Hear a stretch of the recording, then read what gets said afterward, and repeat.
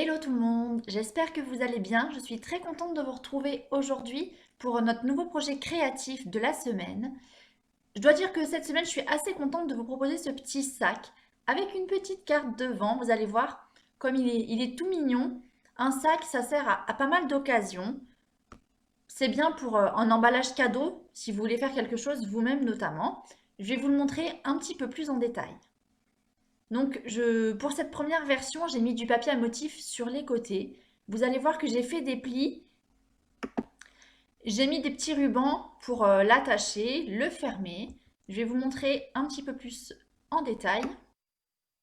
Ce sac, il a la particularité de se refermer à plat entièrement, ce qui permet pour moi de ne pas le jeter, de pouvoir le réutiliser, le réoffrir. Enfin voilà, de ne pas le jeter pour rien. Et puis c'est quand même ma petite fierté, je le trouve vraiment pas mal.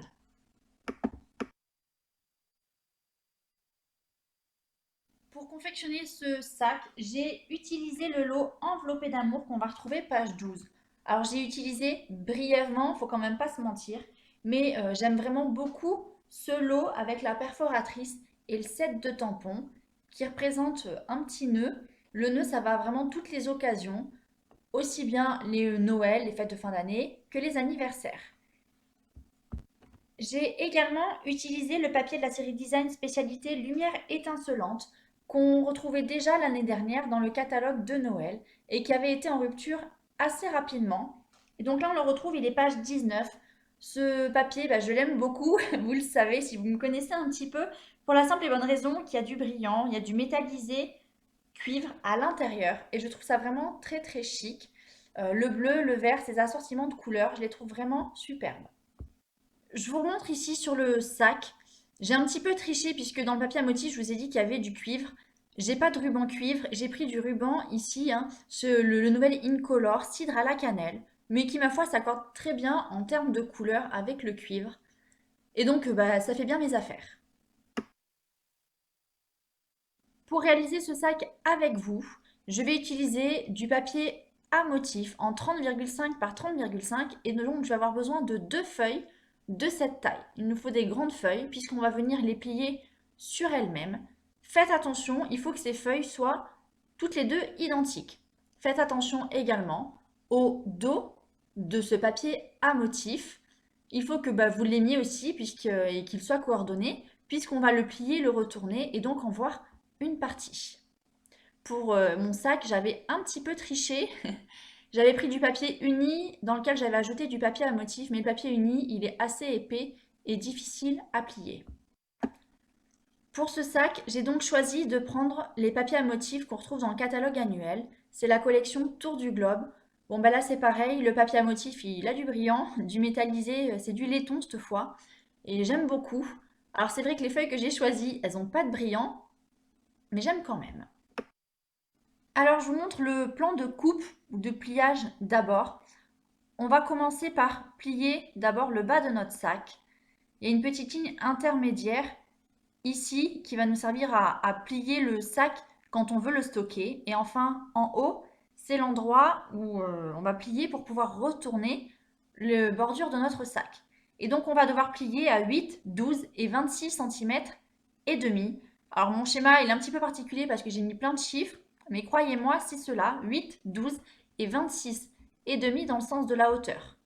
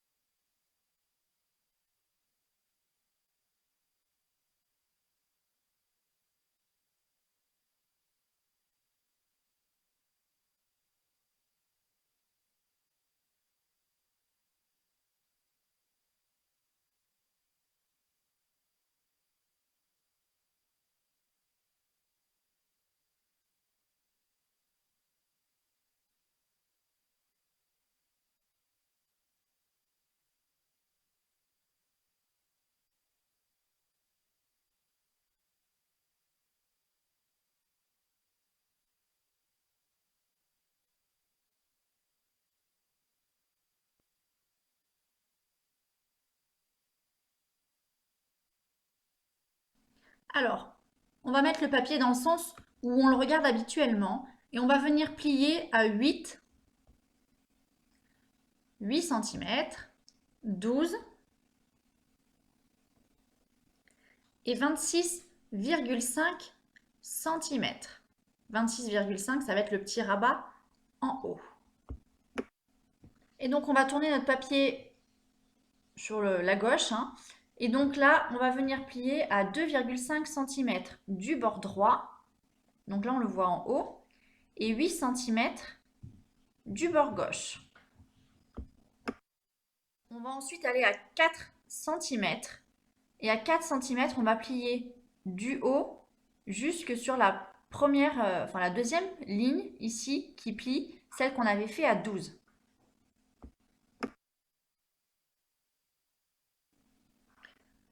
On va ensuite prendre un outil touche à tout et une règle. Là, ça va être un peu indispensable. Et donc, ce pli qu'on a fait à 4 cm, on va venir tracer des diagonales jusqu'au pli suivant. Donc, on a un petit espace qui mesure 4. Alors là, je ne suis pas certaine que vous voyez bien. Il va falloir se référer, se reporter au papier, au modèle que je vous ai montré initialement. Et donc, ces petits plis en biais, ils vont nous servir à marquer les côtés du sac. Je vous invite maintenant à retracer tous les plis correctement pour pouvoir procéder à la mise en place de notre sac. Alors, on n'oublie pas de faire le pli à 4 cm, le pli à 8, bien évidemment, et on n'oublie pas non plus de plier les plis des diagonales qu'on vient de tracer avec la règle et l'outil touche à tout.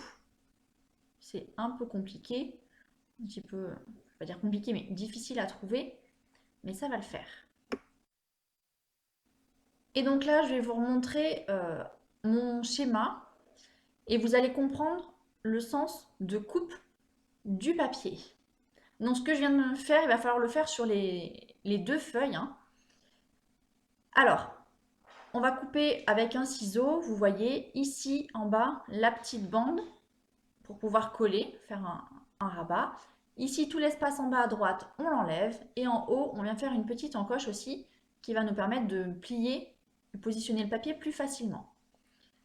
Donc vous prenez vos ciseaux et c'est parti.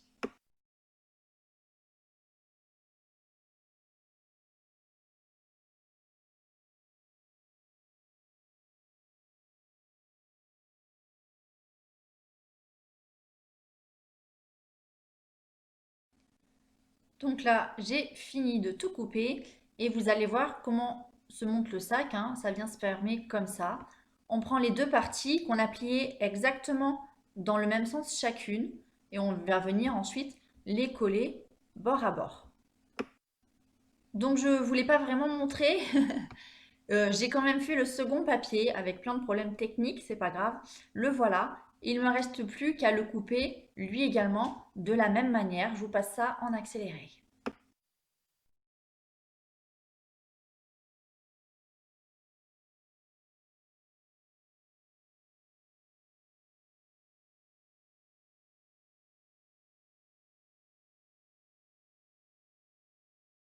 Et donc là, on va essayer de ne pas se planter. On va venir plier le haut de notre papier à motif. Vous voyez, pour faire notre petit rebord.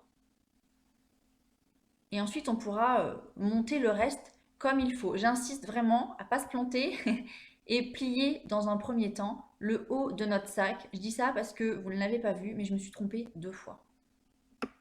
On est donc reparti avec notre papier dans le bon sens. Là, pour ne pas me tromper, je colle ça tout de suite avec du double face que je viens positionner sous, au niveau de ma première petite languette, hein, celle qui fait 4 cm de large. Je mets du double face dessous. Vous pouvez mettre de la colle liquide si vous voulez.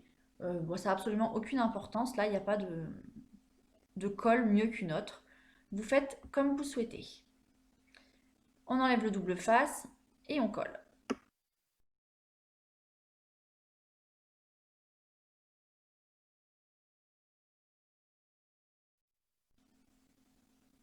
On va ensuite venir replier tout comme il faut. Et donc, vous voyez, la prochaine étape, ça va être mettre de la colle ici en bas pour monter notre sac sur les côtés.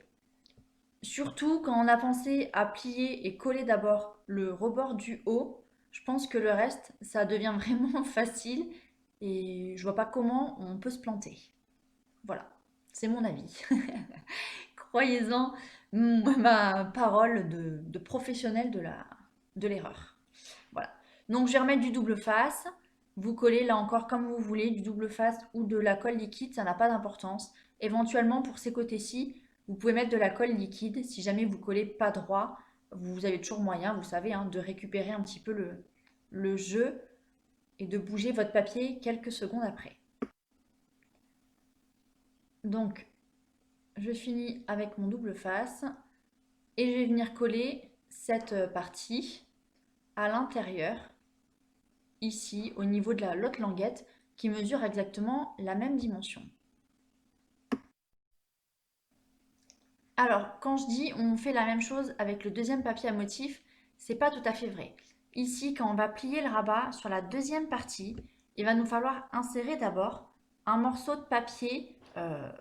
Donc moi, je vais prendre ici cidre à la cannelle, de la même couleur que le rebord, de 11,6 cm, de 11 cm pardon, sur 11,6 pour servir de porte-carte en fait. Donc 11 sur 6,5 cm.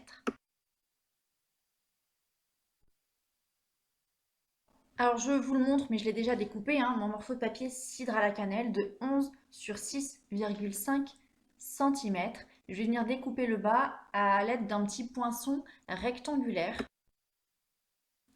Je vous montre le grand rectangle que j'ai trouvé. Celui-là, je l'ai sorti des poinçons cadres décoratifs. C'est tout un tas de cadres qu'on retrouve dans la collection Jardin ornemental. Mais c'est vrai que j'ai pas pris les poinçons rectangles surpiqués parce qu'ils n'étaient pas assez larges, pas assez longs plutôt. Donc j'ai pris celui-ci. Il convient très bien pour faire la petite fente pour pouvoir insérer la carte après. Je vous laisse donc découper tout ça. Vous placez le poinçon vers le bas. Et une fois que c'est fait, on va venir le coller avant de coller le rabat. Je prends de la colle liquide, hop, un petit point tout autour, un trait. J'essaye approximativement de centrer ça dans mes deux parties dans mon papier. Alors je fais ça à l'œil. Si vous n'avez pas d'œil, prenez une règle pour mesurer et essayez de centrer ça au maximum. Je vais le décaler un tout petit peu vers la gauche et on sera pas mal. Donc là on est bon. Pour finir, je vais venir prendre de la colle liquide. Là la colle liquide ou du double face c'est pareil. Je vais en mettre sur toute ma bande en haut. Et je vais venir refermer tout ça. Tadam. C'est trop beau. Et donc là vous voyez, hein, le bas il se soulève encore. Celui-là je ne l'ai pas collé. Et je pourrais passer ma carte par-dessous. Alors on ne s'arrête pas en si bon chemin. On va continuer à coller tout le reste. Donc je vais coller ici l'angle, comme tout à l'heure j'ai fait avec mon double face. Cette fois je prends la colle liquide. Je vais monter l'angle l'un avec l'autre. Un petit peu pénible, compliqué, on va dire, à faire tenir, quoique avec les petits plis en triangle qu'on a effectués, ça peut quand même bien se maintenir. Et vous voyez, nos sacs ils vont venir comme ça, l'un avec l'autre. Bien évidemment, le petit rebord, il va venir à l'intérieur du plus grand. Donc je prends le petit rebord qui est sur la droite, je mets de la colle dessus. Alors je suis désolée, il y a beaucoup de soleil au moment où je filme la vidéo et je pense que l'image, elle n'est pas tout le temps au top, faut bien dire ce qui est. Je fais au mieux pourtant. Je vais en profiter pour mettre de la colle dessous en même temps. Et je vais coller tout ça d'une pierre deux coups. Coller le bas avec le bas. Bon là c'est plus le bas parce que j'ai tourné l'écran. Tourner le sac. Et tourner le bord de mon sac l'un dans l'autre. De la même manière, on va coller l'autre côté. Donc je passe ça vitesse lapin. Et vous allez rapidement comprendre qu'il faut faire la même chose.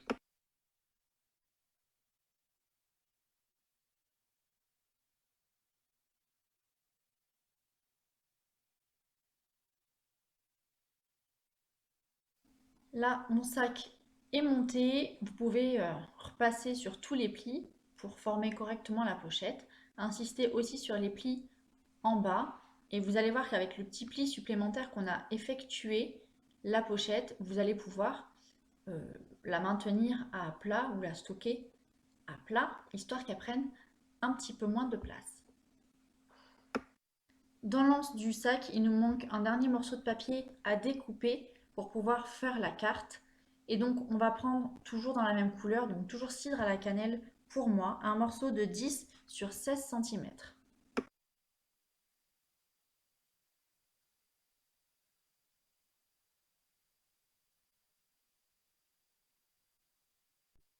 Et donc, ce morceau, je vais pouvoir le plier et le glisser ici à l'intérieur au moment où je vais offrir le sac, ce qui fait que je vais pouvoir glisser un petit mot notamment. Dans ma version initiale, j'avais mis du papier uni, deux morceaux en fait, du murmure blanc, du bleu nuit, avant de mettre mon papier à motif.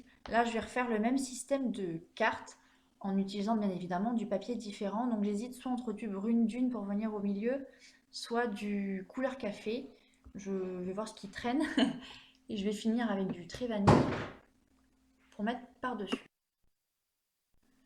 J'ai donc pris du papier couleur café, j'ai découpé un morceau de 7,7 sur 9,7 cm et un second de papier à motif de 7,4 sur 9,4, un poil plus petit que je vais venir assembler sur ma carte comme ça. Donc d'habitude je laisse un demi centimètre, là je voulais pas que ça soit trop, juste avoir une petite bordure. Il n'y a plus qu'à coller.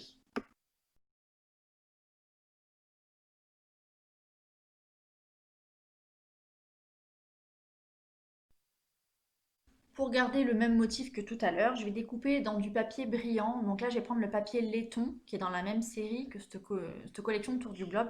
Je vais découper une bande de 0,5 sur 9,4 cm et une bande de 0,5 sur 7,4 cm.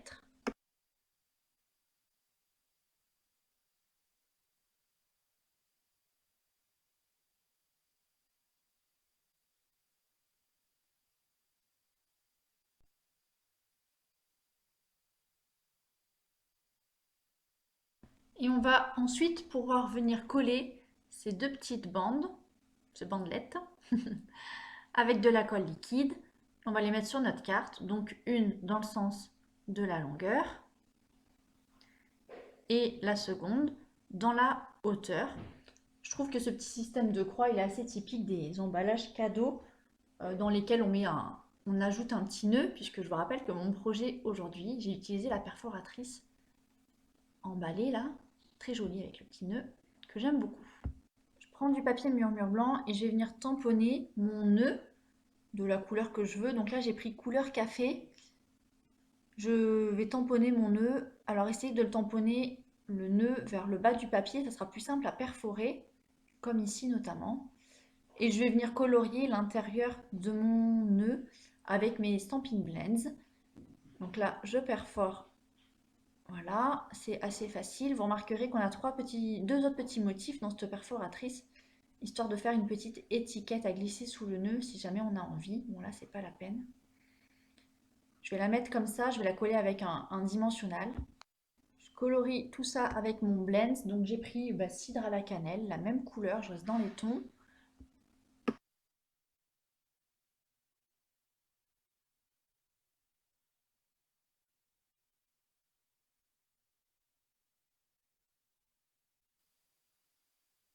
Et donc pour finir, vous voyez, je vais le mettre ici. Je vais le coller avec un tout petit peu de relief. Et on a quasiment fini notre projet.